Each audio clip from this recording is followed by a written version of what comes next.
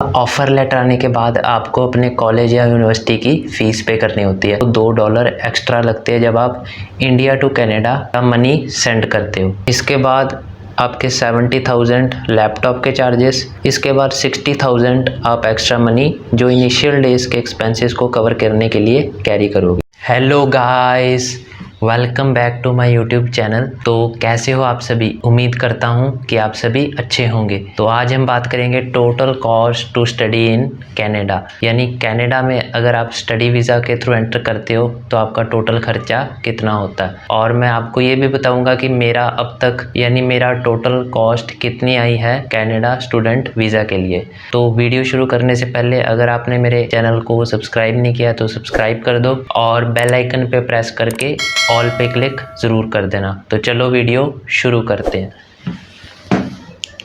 तो सबसे पहला जो आपका बेसिक और सबसे इम्पॉर्टेंट खर्चा होता है वो होता है आपका पासपोर्ट पे, यानी पासपोर्ट के बिना तो आप ट्रैवल कर ही नहीं सकते हो। तो पासपोर्ट की कॉस्ट आपको पड़ेगी 1500। इसके बाद जो सेकंड एक्सपेंस आता है आपका वो आता है आपका आइल्स का, यानी आइल्स की एग्ज़ाम की फ़ीस। तो अगर आप आइल्स के एग्ज़ाम की फ़ीस 2022 में चेक करते हो तो वो है 15,000, और अगर आप कोचिंग ज्वाइन करते हो तो उसकी फ़ीस आपको पड़ेगी 8 to 10,000 के बिटवीन। इसके बाद जो अगला एक्सपेंस आता है वो आता है आप कॉलेज या यूनिवर्सिटी का ऑफ़र लेटर अप्लाई करते हो और उसकी जो होती है एप्लीकेशन फ़ीस, यानी अगर आप कॉलेज में अप्लाई करते हो तो उसकी भी एप्लीकेशन फ़ीस लगती है, और अगर आप किसी यूनिवर्सिटी में अप्लाई करते हो तो उसकी भी एप्लीकेशन फ़ीस लगती है। तो ये वेरी करती है, लेकिन ये होती है 10,000 to 12,000 के बीच में। और कुछ यूनिवर्सिटीज़ में इसका वेवर भी होता है। जैसे जब मैंने अप्लाई किया था तो मुझे कोई भी फ़ीस नहीं देनी पड़ी क्योंकि उस टाइम पे एप्लीकेशन फ़ीस का वेवर चल रहा था। तो इस चीज़ का भी ध्यान रखना। और जनरली एप्लीकेशन फ़ीस होती है 10,000 to 12,000 के बीच में। आइल्स का एग्ज़ाम देने के बाद और अपना ऑफ़र लेटर रिसीव करने के बाद आपको करवाना होता है अपना मेडिकल। तो मेडिकल का जो एक्सपेंस है वो आप अप्रॉक्सीमेटली 7,000 ले सकते हो।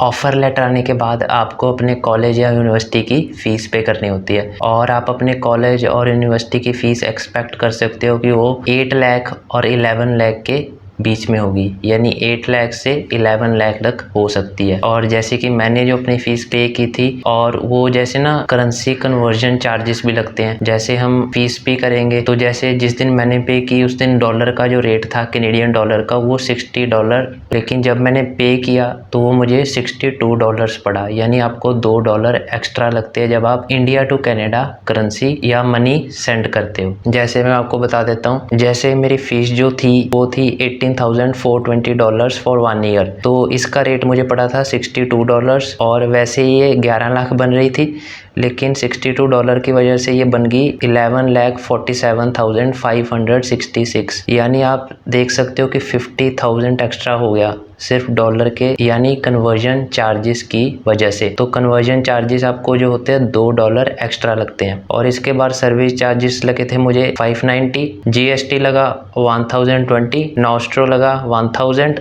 और TCS 2300। तो टोटल मुझे पे करना पड़ा 11,52,476। तो अब देख सकते हो मेरी फीस थी 11 लाख और मुझे पे कितना करना पड़ा 11,52,476, यानी 50,000 आपका एक्स्ट्रा जाएगा कन्वर्जन चार्जेस की वजह से। फीस पे करने के बाद आपको कैनेडियन बैंक में GICB डिपॉजिट करवानी पड़ती है, जो होती है 10,150 कैनेडियन डॉलर्स।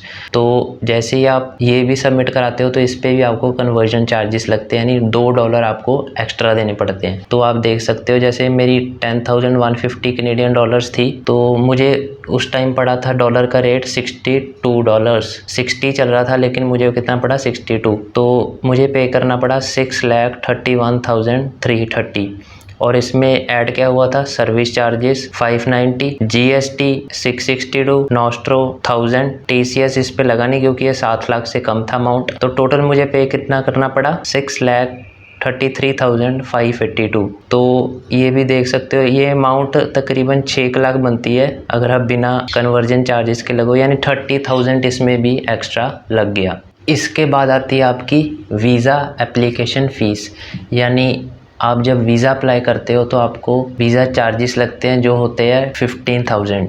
इसमें ही बायोमेट्रिक की फ़ीस इंक्लूडेड होती है नॉर्मल सर्विस की। तो वीज़ा के चार्जेस आप लगा लो 15,000। अगर आपने किसी एजेंट के थ्रू अप्लाई किया है तो एजेंट भी अपने सर्विसेज के चार्जेस लेता है। तो एजेंट के जो चार्जेस होते हैं वो 10,000 to 12,000 के बीच में होते हैं। लेकिन कुछ ऐसे एजेंट्स भी होते हैं जिनकी कोई प्रोसेसिंग फ़ी नहीं होती, आपको उनको कुछ भी पे नहीं करना होता। जिस भी कॉलेज या यूनिवर्सिटी में वो आपके एडमिशन कराते हैं वो कॉलेज या यूनिवर्सिटी उन्हें कमीशन देता है। तो मैं आपको रिकमेंड करूंगा कि आप AECC ग्लोबल से अपना वीज़ा लगवाएं। तो मैंने भी उन्हीं से अपना वीज़ा लगवाया है, AECC ग्लोबल। इनकी कोई भी प्रोसेसिंग फ़ी नहीं है। इसके बाद अगली कॉस्ट आती है फ़्लाइट टिकट, यानी अगर आपका वीज़ा आ चुका है तो अब आप फ्लाई करने के लिए रेडी हो। तो अगर आप डायरेक्ट फ़्लाइट कराते हो तो आपकी कॉस्ट लगेगी 1,20,000 to 1,80,000। और अगर आप इनडायरेक्ट फ़्लाइट करवाते हो तो उसकी कॉस्ट आपको पड़ जाएगी 70,000 to 80,000 के बीच में। तो डायरेक्ट फ़्लाइट क्या होती है कि मान लो अगर आपने टोरंटो जाना है तो दिल्ली टू टोरंटो आपको डायरेक्ट मिलेगी, बीच में कहीं पे भी स्टे या लेओवर नहीं होगा। इनडायरेक्ट क्या होती है, वो किसी अदर कंट्री के थ्रू जाती है। जैसे मान लो आपने फ़्लाइट बुक की तो उसका लेओवर हो सकता है दुबई में हो, तो यानी वो पहले दिल्ली से दुबई जाएगी, दुबई में उसका कुछ टाइम का लेओवर होगा, फिर वो दुबई से टोरंटो या वैंकूवर जहाँ पर भी आपका एयरपोर्ट है। यही था फ़्लाइट का। अगर डायरेक्ट फ़्लाइट है तो 1,20,000 to 1,80,000, और अगर आप इनडायरेक्ट है तो 70,000 to 80,000। नेक्स्ट एक्सपेंस जो आता है वो आता है लैपटॉप का, यानी वहाँ पे जाकर अगर आपको अपनी स्टडी अच्छे से करनी है तो आपको लैपटॉप तो लेना ही पड़ेगा। अगर आपके पास पहले से ही लैपटॉप है जो अच्छी वर्किंग कंडीशन में है तो आपको नया लैपटॉप नहीं खरीदना चाहिए। लेकिन अगर आपके पास पहले लैपटॉप नहीं है तो इसकी कॉस्ट आपको पड़ जाएगी 60,000 to 80,000 के बीच में। इसके बाद अगला एक्सपेंस आता है एक्स्ट्रा मनी का, यानी जब आप कनाडा जाते हो तो इनिशियल डेज में, यानी जो आपके शुरुआत के दिन होते हैं कनाडा में, तो उस टाइम के जो एक्सपेंसेस होते हैं, यानी पहले दूसरे 2-3 दिनों के ना, क्योंकि जाते ही तो आपका कैनेडियन बैंक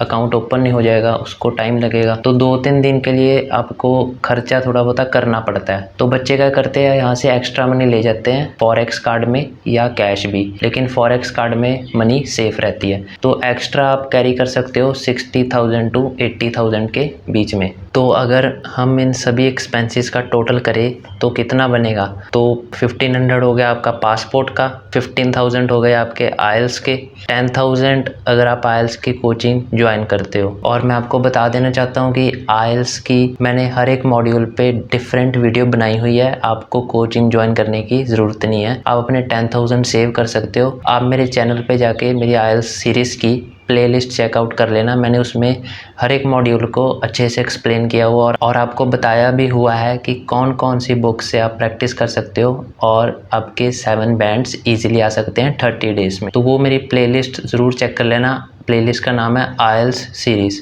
मैं उसका लिंक आपको डिस्क्रिप्शन में दे दूँगा। इसके बाद आता है आपका 10,000 एप्लीकेशन फ़ी, यानी आप किसी यूनिवर्सिटी में अप्लाई करते हो तो उसकी फ़ीस होती है। इसके बाद आपके 7,000 मेडिकल के, फिर आती है आपकी फ़ीस कॉलेज या यूनिवर्सिटी की 11 लाख। इसके बाद 6,33,582 आपकी GIC। इसके बाद 15,000 आपके वीज़ा चार्जेस। इसके बाद 10,000 अगर आप किसी एजेंट के थ्रू अप्लाई करते हो। इसके बाद 1,50,000 आपकी फ़्लाइट टिकट अगर आप डायरेक्ट जाते हो। अगर आप इनडायरेक्ट फ़्लाइट लेते हो तो आप इसमें से 70,000 to 80,000 माइनस कर देना। इसके बाद आपके 70,000 लैपटॉप के चार्जेस। इसके बाद 60,000 आप एक्स्ट्रा मनी जो इनिशियल डेज के एक्सपेंसेस को कवर करने के लिए कैरी करोगे। तो इन सब का अगर हम टोटल करें तो बनता है 20,82,082 रुपीज़, यानी आपका जो टोटल एक्सपेंस है वो मैं 20 लाख मान सकते हैं, यानी 20 लाख से 21 लाख तक आपका एक्सपेंस यानी खर्चा आ सकता है। तो मेरा भी इतना ही एक्सपेंस लगा है, यानी 20,50,000 तक मेरा एक्सपेंस हो चुका है। ये थी मेरी total cost to study in Canada की वीडियो। तो मैंने जो भी कॉस्ट्स लगती हैं स्टडी वीज़ा के दौरान या कनाडा लैंड होने तक, तो मैंने सभी कवर किया है और मैंने अपनी कॉस्ट भी बताई है कि मेरा कितना टोटल खर्चा हो चुका है। तो अगर आपको मेरी ये वीडियो अच्छी लगी हो तो लाइक कर देना, और अगर आपका कोई भी डाउट हो तो कमेंट कर देना। अगर आपने मेरी IELTS सीरीज़ की वीडियोज़ नहीं देखी हैं तो वो भी देख लेना, उनका लिंक मैं आपको आई बटन में दे दूँगा। This is for today. If you like my video don't forget to subscribe my channel and hit the bell icon below. We will meet again in next video. Till then, stay safe, stay healthy, and thank you for watching my video.